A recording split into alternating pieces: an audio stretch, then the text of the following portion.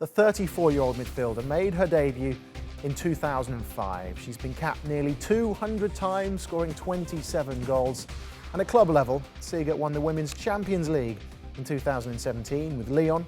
Well, beyond the game, caught up with her to talk about her career and this year's World Cup.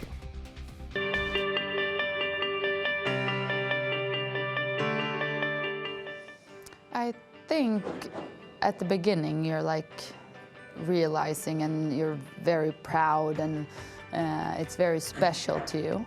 Not that it's not special enough now, but it's a habit more.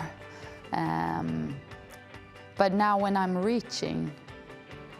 close to 200, I'm understanding how many caps I actually played, which is amazing. And I'm very, very proud of being able to play that many games for Sweden and my country, to represent my country.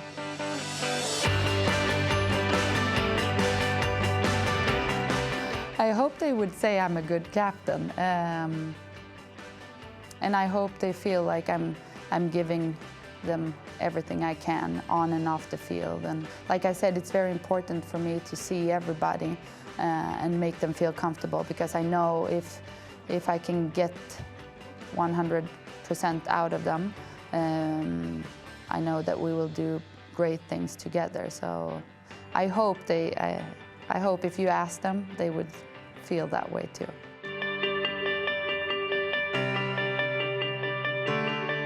My only option when I grew up, it was going to the US and play professional. But now, today, when young girls are growing up, they can go, you know, like in France, in Germany, in England, in Sweden. Like, there's so many options for them. So you see all these teams, they have players around in the world growing, being better, bringing experience back to their country. And obviously their country is going to grow and be better.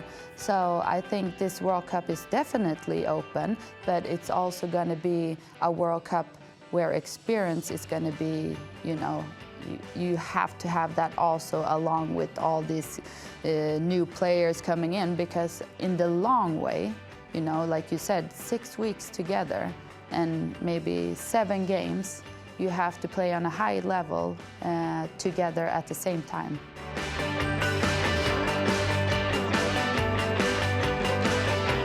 I mean, they have a team that they can win, and they can win every time. It's basically the team of Lyon and some players they add into the team.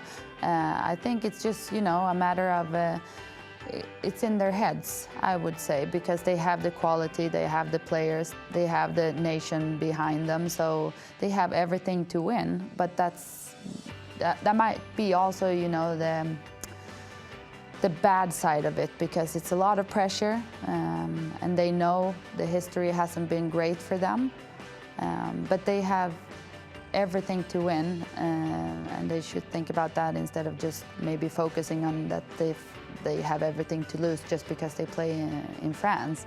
But it's a great team, and I think they will do good, also having that advantage of having their home crowd.